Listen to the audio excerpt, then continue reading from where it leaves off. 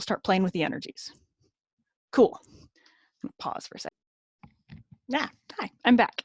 I'm loving this pause thing because I can erase quickly. Okay, so I set up the stage for finding R. Kicker though, we know that we've got N, L, and M sub L just from the angular component that's going to tell us information about the angular momentum associated with the particle bound to a sphere.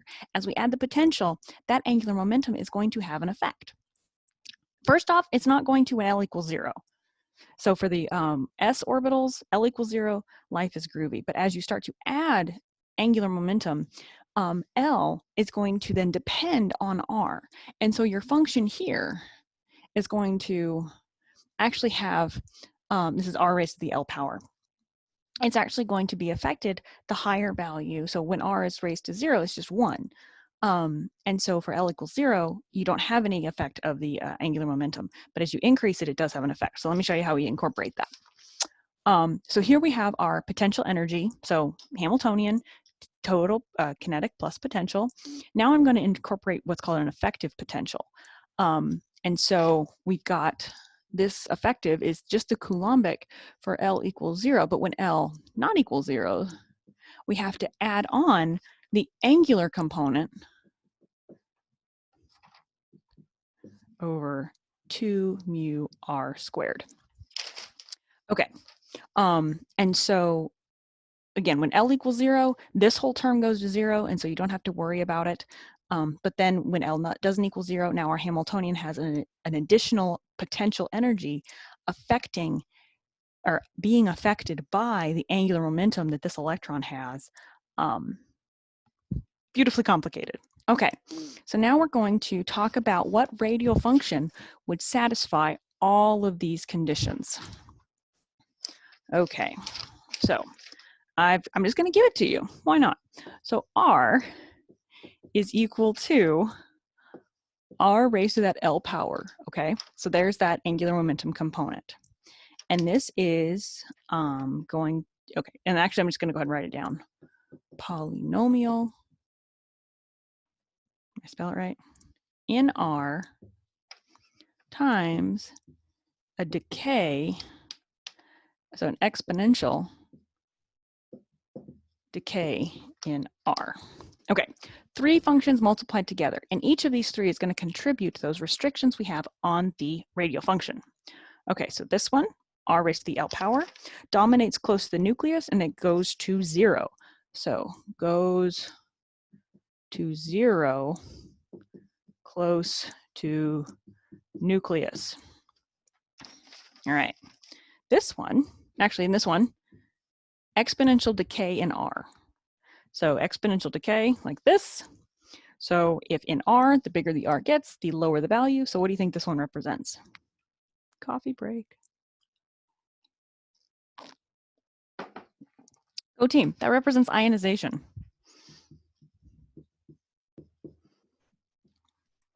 At big R, the electron's gone. In between though, we need something that's going to sinusoidal bridge the two, okay? And so it's going to, remember how you're going to have those different angular nodes as you get farther out. So this polynomial is going to bridge the 2 functions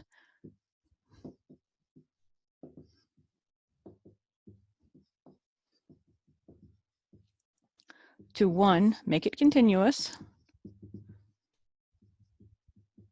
which is the requirement of a wave function in general, as well as oscillate to account for the nodes.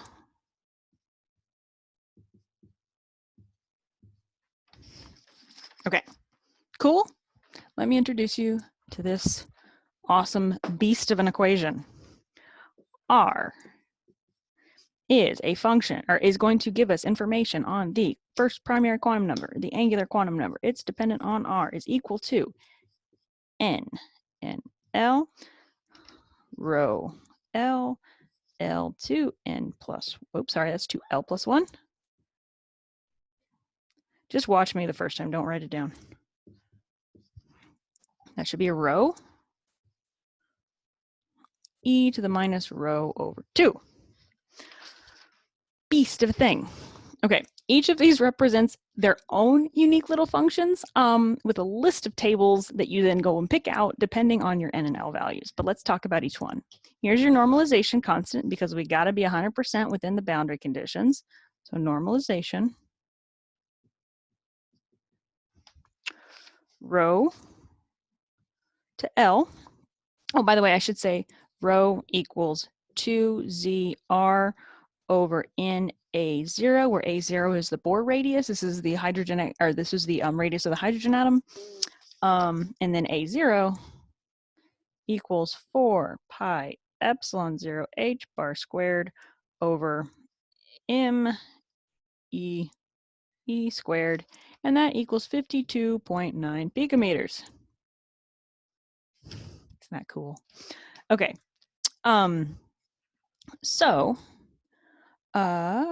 Right.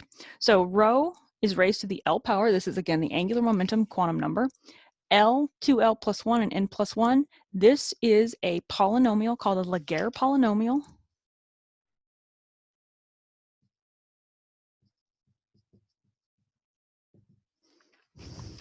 And it oscillates from the center and it creates those radial nodes. 2L plus 1 and N plus 1, these are the designated values that you go to the table and you say, okay, I know that L is 2 and N is 3. So you say, okay, N plus 1, that makes this number 4, and that makes 2, if L is 2, this makes this number 5. And you go to the table and you find that number, okay, or that function, and you plug it in. And I think, I actually don't even think they give you the Laguerre polynomials. They just give you the full radial function, they being Atkins. Okay, e to the minus rho over 2, exponential, good old friend, minus rho over 2, put that in. Cool? Awesome. That's a big equation. Okay, so think about what this represents. Lots of work to have been done to get this far.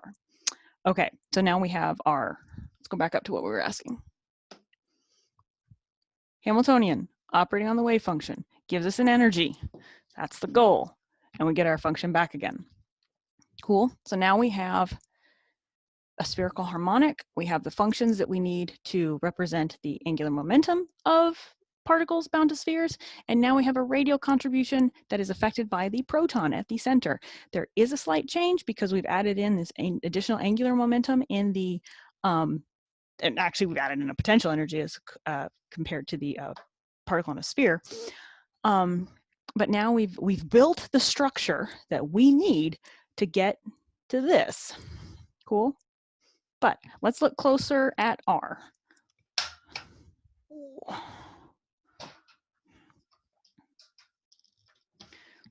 Okay. So R, so here are two images of R plotted, normalized by the size of the radius or the number of protons that you have, and normalized again by the Bohr radius. Again, it's the hydrogen atom radius. And so this is such that you can compare n equals 1 to n equals 2 to n equals 3, L equals 4, or L equals 3, n equals 2, L equals 1, whatever. You can compare them all if you normalize the function. So n equals 1, L equals 0 goes down. Cool. N equals 2, L equals 0, plot. So you can see very quickly that by keeping L equals 0, you've got similar decays going down, but now there's a slight difference as you go up in principal quantum number.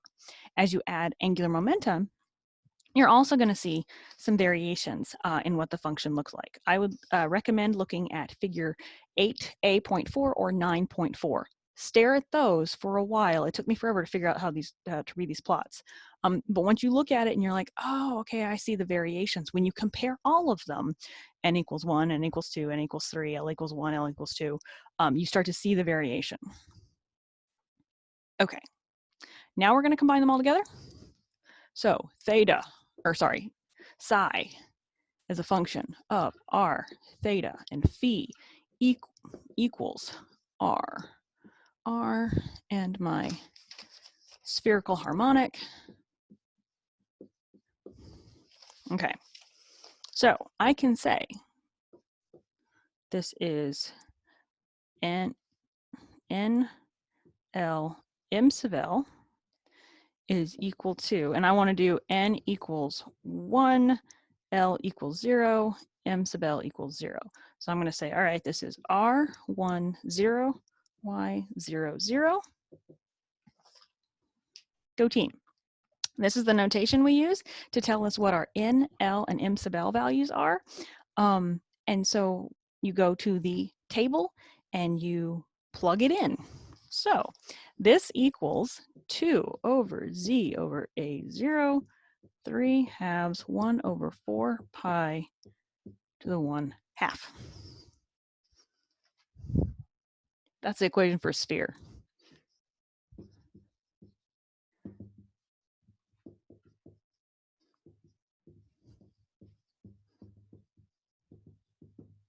Spherically symmetric about the origin, which is awesome. If you then, and again, if you had L equals, N equals 2, L equals 1, you would get a different wave function, you'd get a different R and a different theta, or a spherical harmonic, and you would just plug in the function. All right, so now what do we do? If we take this and we square it, and we take the, and we multiply it by 4 pi r squared dr, then we plot this as a function of r, we get something that looks like this. We have two probabilities of existing away from the nucleus, it's 0. There's a node, and so here you've got the two shells, and let's see. Oh, I'm sorry, this is N equals 2. No, I'm not, hang on, pause, sorry, I made a mistake. Sorry about that, I got too excited. I jumped to the N equals 2 example. This is still N equals 1. If you plot psi squared, it looks like this. Cool, sorry about that. So this function plotted as psi squared looks like this. You've got one angular, or no angular nodes. You just have a probability located a certain distance, which turns out to be A0 away from the nucleus. There is your 1s hydrogen atom. Yay! Okay, cool. Sorry about that. If this now becomes N equals 2, L equals 0, M sub L equals 0. So psi 2, 0, 0. So now we're in the 2s. Cool, I want you to do a comparison. I'm going to write it out. It's 1 over 4 square root 2 pi, 1 over A0, 3 halves, 2 minus r divided by A0, exponent minus r over 2A0. Okay. Where did I get that? I just went to the tables and I plugged it in. So now you notice that here there's no r dependence for the 1s, but for the 2s, now we have an r dependence, and we also have this exponential decay component here. And so what this does is this gives us something that looks, spoiler alert, I already told you. So there's psi squared.